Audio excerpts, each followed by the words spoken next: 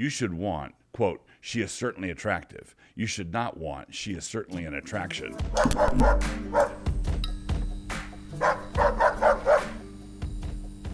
Dear Darla, so here's the topic we should get out of the way early on. It has become, I'm afraid, an inflammatory topic in our culture more broadly, and this despite being one that ought to be ranked as one of the most common sense issues ever. I bring this subject up not because I've ever seen you having trouble with it, but because I know that it has to be an ongoing issue. Every time you shop for clothes, it comes up as an issue, and it also comes up as a point of discussion with your friends. I'm talking about feminine modesty, and perhaps you have seen one of the periodic continent-wide sheets of flame that go up when some brother on Facebook urges the sisters to be a wee bit more intentional about modesty issues and a lot more intentional about the wee bits of cloth she was attempting to call a swimsuit. The word triggered is way overused these days, but modesty really is a subject that triggers a lot of people. The fact that a simple call for modesty can be met with fits of rage, outbursts of vituperation, and explosive denunciations of rising legalism tells you a lot about how deep our cultural crater is. So I said in my first letter that you should want to become the kind of woman that the kind of man you would want to marry would want to marry. That principle extends to this point. Not to be mercenary, but women are attractive to men, and different things that women do are attractive to different kinds of men. If you dress like a tramp, or if, being a Christian, you lean just a little bit trampy, you will in fact get male attention. Unfortunately, however wreathed in smiles it might be, you are attracting the kind of man you should not want to attract. The kind of men who work hard to avoid being pigs will begin to work hard at avoiding you. But this leads to a crucial distinction. A woman should, of course, want to be attractive, but she should want to accomplish this without attracting. If she goes to the mall and by the time she gets to the far end, she has a trail of about 15 guys following her, then she's doing something seriously wrong. The distinction is this. An attractive woman is a lady, and a lady is a woman who comports herself with self-respect. You should want, quote, she is certainly attractive. You should not want, she is certainly an attraction. An attracting woman is a public hazard and is communicating that she is shameless and abandoned. She is lacking in self-respect, which is why she comes across like she is nothing more than a female in heat. But when the rage machine starts in on this common sense observation, they want to distort the whole discussion, as though women were a monolithic group and all men were a monolithic group. I saw one meme that put it this way. Quote, modesty isn't about covering up our bodies because they're bad. Modesty is about justifying the poor behavior of men at the expense of women. Or here's another one. Quote, when you call a woman a slut, what you mean is someone who expresses her sexuality in a manner that does not meet your approval. Close quote. This kind of feminist impudence wants to say that a woman should be able to display herself in any fashion she wants to, and if men have a problem with that, it is only because they are being pigs. But of course, there are many men who are not pigs. They are the ones who steer clear of women like that. They steer clear because their mothers taught them to respect women, and that means staying away from women who refuse to respect themselves. But then, those women come to the conclusion that all men are pigs because that's the only kind they ever meet. Quote, where are all the decent men? The lament goes up from some dive bar. But they only meet the kind of men they do because of how they are baiting the trap. You can't set out a roach motel under your sink and then wonder why you aren't catching more trout. The men who are not pigs are attracted to women who are characterized by dignity, self-respect, and class. Dressed like the kind of person you would want to marry would like you to dress. That kind of person wouldn't want you dressing that same disorderly way after you're married, right? Why would a decent husband want to go out in public with you in order to give all the lowlifes a treat? So the kind of man you would want to marry should be the kind of man who would find you attractive, but who would be put off if you appeared to be wanting to attract all the sailors in the fleet. And this demeanor is what the Bible calls women to cultivate. There are two significant components to feminine modesty. A biblically modest woman needs to avoid ostentatious display, and she needs to be aware of the need to maintain a real sense of sexual decorum. And she should recognize that both of these elements are, at the end of the day, sexual. Wearing sexually provocative things, décolletage and so on, is obviously sexual, but so is the flamboyant, campy stuff. When a woman wears outrageous clothing, even if everything is covered up, the subtext is that she must be some kind of super freak in bed. And Scripture tells Christian women to stay well away from both of these problems. Allow me to quote a chain of passages with a few comments here and there in between, and then I will try to roll them all up in a summary at the end, the kind of summary that might help you frame how you might want to relate to brothers in how you advertise. Yes, I know. I used the word advertise. We'll get to that. Just know for the present that women cannot help but advertise. It is yet another inescapable concept. Not whether, but which. It is not whether you advertise, but which things you advertise. The biblical word for advertising is adorning. Quote, whose adorning, let it not be that outward adorning of plaiting the hair and of wearing of gold or of putting on of apparel, but let it be the hidden man of the heart, in that which is not corruptible, even the ornament of a meek and quiet spirit, which is in the sight of God of great price. For after this manner in the old time the holy women also, who trusted in God, adorned themselves, being in subjection unto their own husbands. 1 Peter 3:3-5. Peter says to focus on the inner woman, not on externals. A woman's beauty is supposed to be from the inside out and not outside in. Notice that Peter is assuming that the women are adorning themselves, and he's instructing them how to adorn themselves. Notice also that a man is teaching them this. Now, some Christian traditions have taken this prohibition of women bespangling themselves as a requirement to be dour and straight-laced and fussy-faced and dowdy.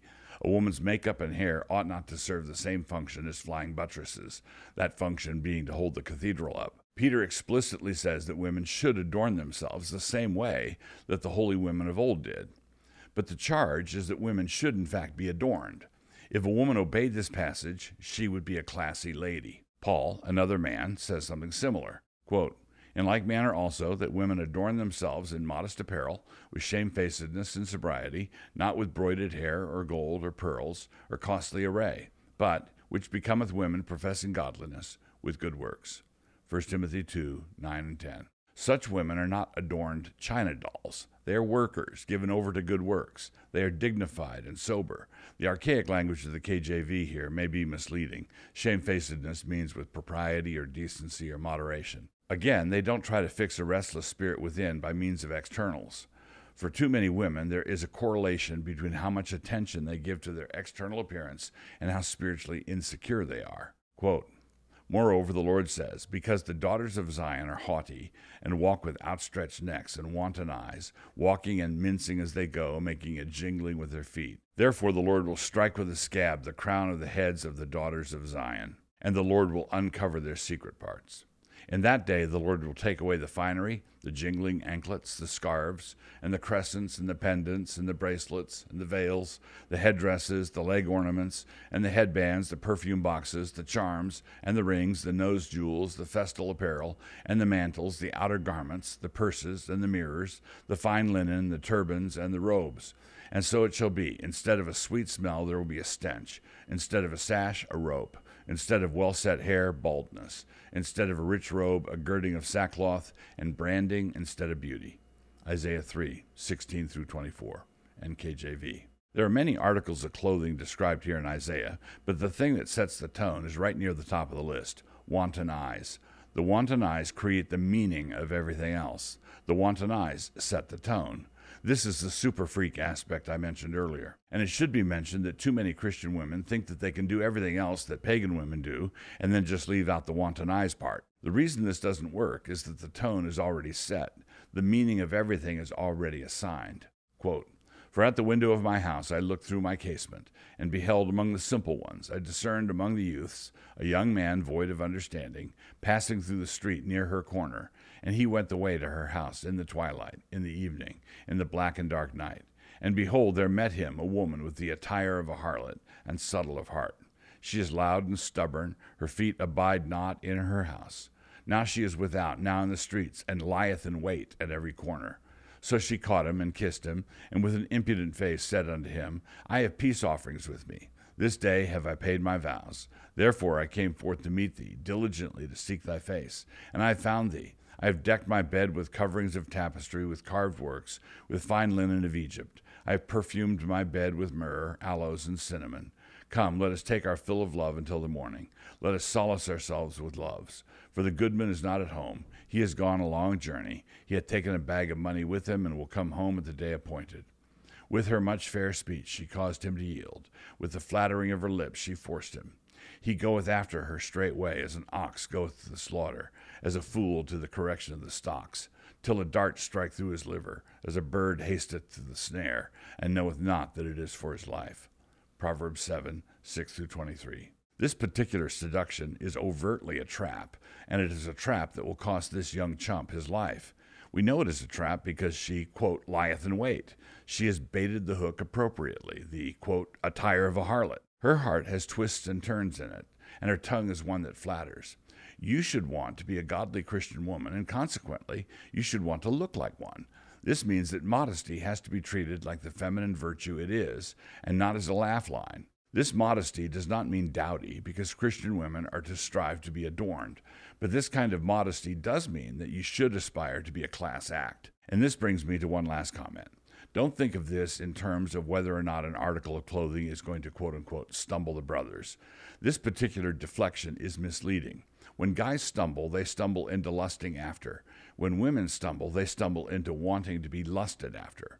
Guys do have a desire to turn and gawk, and the guys who are working on not being pigs actively mortify that desire. Don't make those guys avoid you. Girls have a desire to turn heads, and so that is the desire you must mortify. If you do that, you do well. This means that if you avoid stumbling yourself, the brothers will probably be fine.